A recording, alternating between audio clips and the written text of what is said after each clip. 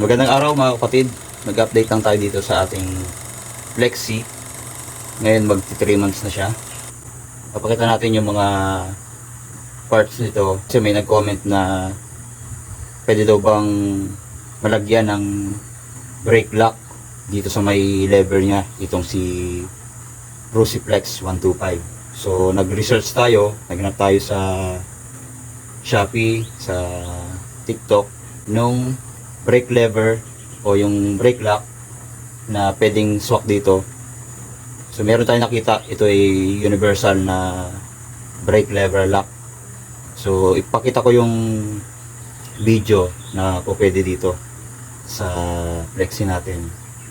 So kaya sa mga owner ng Flex 125, so pwede natin kabitan ng brake lever na lock itong Flex 125 para at least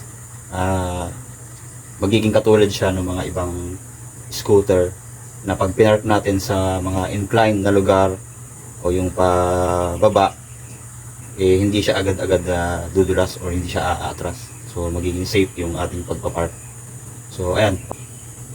At ipakita rin pala natin yung mga iba pang parts ng Flex 125 ano.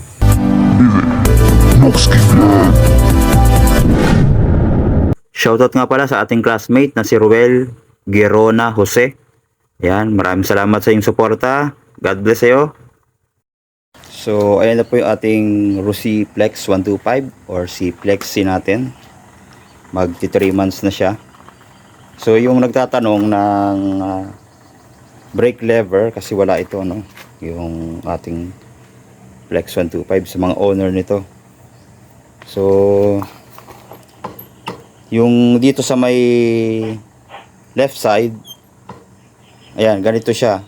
So, cover yung pinaka lever niya. Pwede natin siya ilagay dito sa right side, no, sa may side ng throttle. Kasi dito sa left side, hindi natin may ilalagay yon dahil nakaangat yun eh, no, maybe umaangat yun. Tapos ipipindutin mo ulit para mailak na ganon. So dito pwede po mailagay natin yon, no. Pag nabili na natin, ikakabit natin dito. Pwede siya kahit saan dahil universal yung lock na yon para dito sa preno, no. Ayan. So sana magkasya at mapakita natin sa inyo para magkaroon tayo ng idea sa mga meron itong Rusiflex 125. Ayan, tapos ito yung odometer na niya ay yan, 3,394 na. Tapos itong plastic, hindi ko pa rin tinatanggal yan. Ayan, naka-plastic pa yan yung pinaka gauge niya para hindi pa rin magasgasan itong kanyang salamin, no. So saka na lang natin tatanggalin pag talagang madumi na. So ayan. Tapos sa compartment, kasi may nagtatanong sa atin kung gaano kalaki yung compartment nitong Rusiflex 125. So ayan. Makita natin hindi man siya ganong kalakihan, ano. Tapos nilagyan ko na rin pala yan ng ng shock absorber, no. Kaya automatic siyang umaangat. So yun yung kagandahan sa mga gusto nyong hindi na kayo mahirapan. Ayan, bili kayo ng ganito sa Shopee, meron yan. Sa TikTok meron din yan. Sa Lazada meron din yan. Mura lang naman yan, no. Tapos bahala na kayo kung paano nyo i-install yan. Pero sa akin ganito kasi yung pagkakalagay ko. Meron namang iba may medyo patayo pa eh. So nasa inyo na lang yung pagkakabit kung paano nyo didiskartehan yan. Pero sa akin okay na tong ganitong setup. Yan. Yung kanyang compartment, ayan, ito yung laman, yung kapote natin. Tapos yung mga tools nandito na rin. Yan. Tapos meron pa tayong busina dito na gusto nating ikabit sana, pero hindi pa natin mabigyan ng panahon para ikabit yan. Maganda rin to kasi umiilaw yan, no? Ayan, malaki din, no? Malalagay mo rin yung mga personal na gamit mo. Pero mas maganda kung meron tayong top box dito. no. Meron na rin tayo naka-add to cart na bracket dito. Tapos tsaka natin bibilhan ng top box yan, no.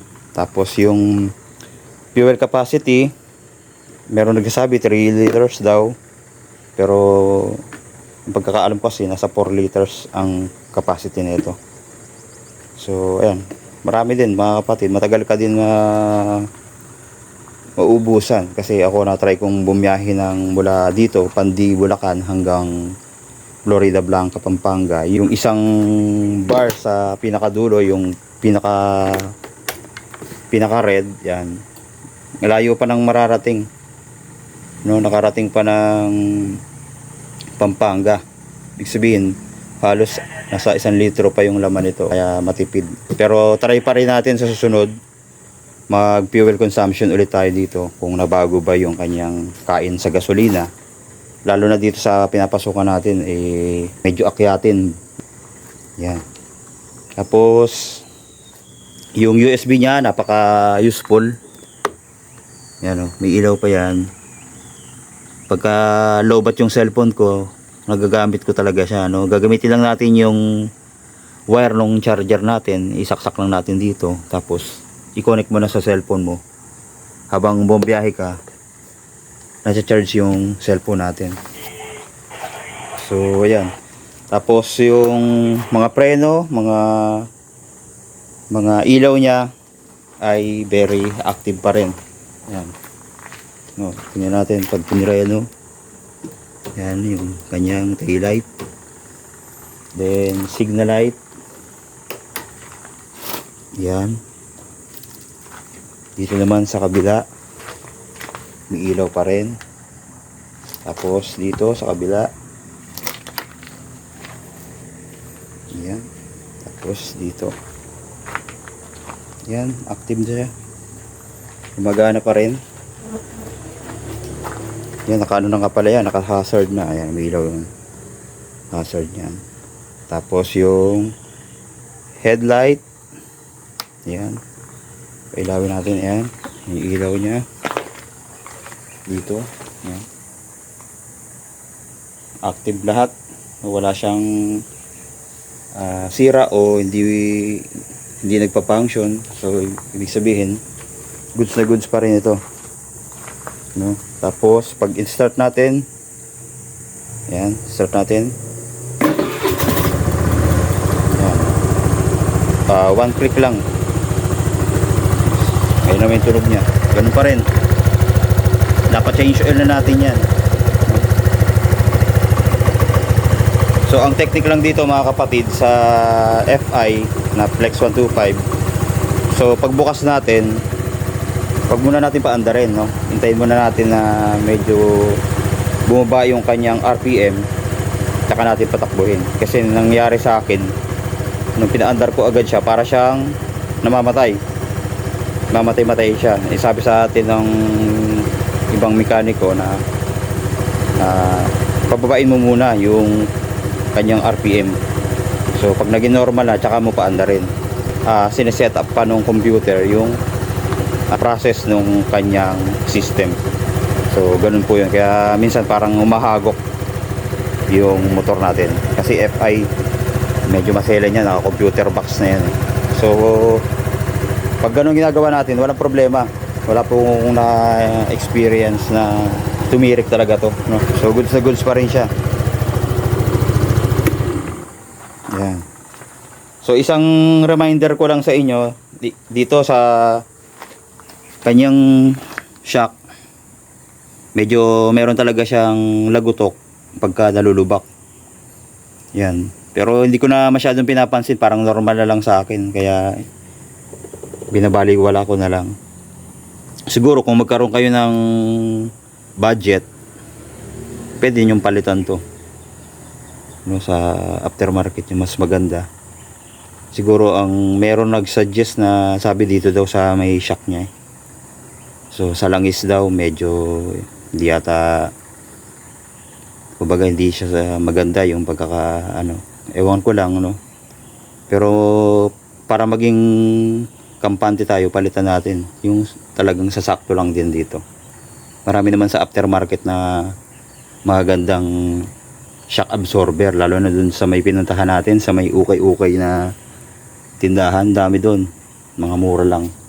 Tapos ito pa, isang reminder ko din sa inyo, sa mga may Flex 125 dyan, ingat-ingat kayo dito sa mugs nitong ano, pag naglilinis kayo. Kasi ako na experience ko, nagpupunas ako, matalim pala to yung mga kanto nito, no?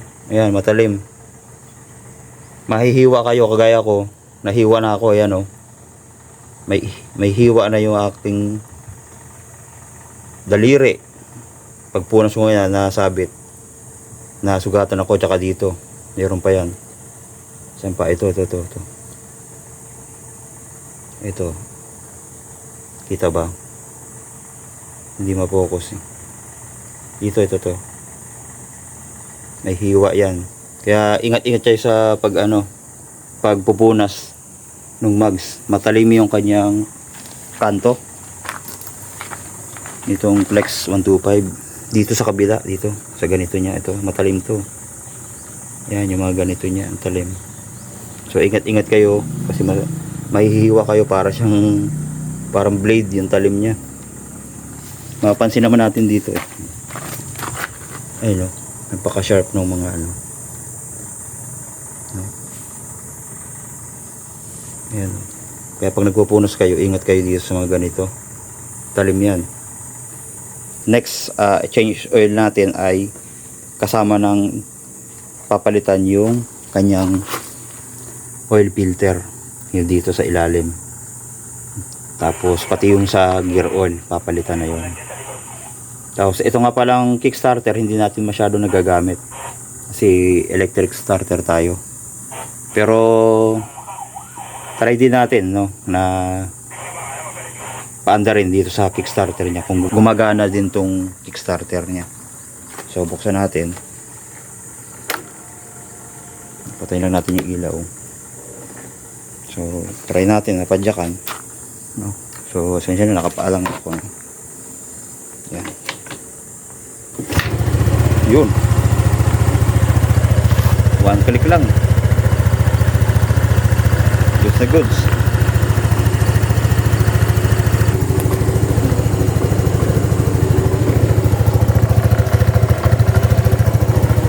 So ulitin natin. Patayin ulit natin. Buksan.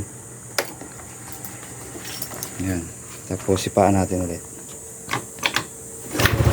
Oh, galing. So good sa good siya.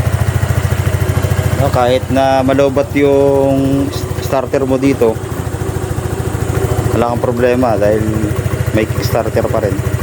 Gagana pa rin siya. Ayun. So goods na goods. Itong Rossi Flex 125 natin. Yan. At malapit na mag 3 months pero goods pa rin siya. So ayan po.